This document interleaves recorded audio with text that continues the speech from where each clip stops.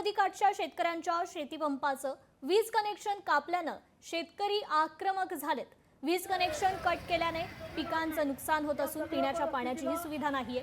महावितरणने बंद केलेले वीज कनेक्शन तातडीने सुरू करावं या मागणीसाठी आता शेतकऱ्यांनी रास्ता रोको आंदोलन केलंय। याचाच आढावा घेतलाय आमचे प्रतिनिधी गोविंद साळुंके यांनी। पाहूया। मुळा नदीकाठच्या शेतकऱ्यांचे वीज कनेक्शन जे आहे ते बंद करण्यात आले, त्यामुळे शेतकरी जो आहे तो राहुरीमध्ये आक्रमक झालेला आपल्याला पाहायला मिळत आहे। नगर मनमाड महामार्ग अडवत या ठिकाणी रास्ता रोको आंदोलन केलेलं आहे। जोपर्यंत आमचे वीज कनेक्शन चालू करत नाहीये, जोपर्यंत जोडणी करत नाहीये, तोपर्यंत आम्ही या ठिकाणून उठणार नसल्याचा पवित्रा जो आहे तो शेतकऱ्यांनी घेतला आहे।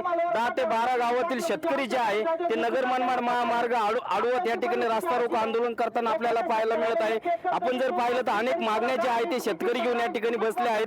काय सांगणार आपण, काय मागण्या आहे आपल्या? महावितरणने जवळजवळ 15 दिवसापासून या नदीकाठच्या रुईत बंद केलेले, त्या बंद केल्यामुळे जनावर असन माणसांना असन पाण्यापासून वंचित आहेत आणि शेती जी आता आम्ही उभारलेली कर्ज काढून सोने तारण ठेवून त्यामुळे ते शेती उभारलेली आहे, परंतु पाण्याच्या अभावामुळे पाऊस नाही, त्याच्यामुळे सध्या बारीक पिकं करपू राहिले। या सगळी मोठी नुकसान हे महावितरण याला जबाबदार आहे। याचा उद्रेक होऊ नये, जर उद्रेक झाला तर आता अन्यथा याचा उद्रेक या सर्व प्रशासन जबाबदार राहील।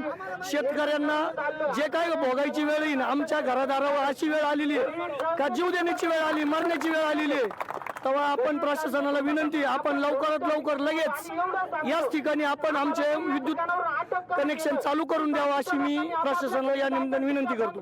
ट्रान्सफॉर्मर जे आहे ते बंद केलेले तातडीने सुरू करावे अशी मागणी जी आहे ती शेतकऱ्यांची आहे।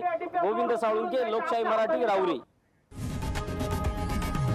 लोकशाही मराठी ऐका, पहा, जागरूक रहा।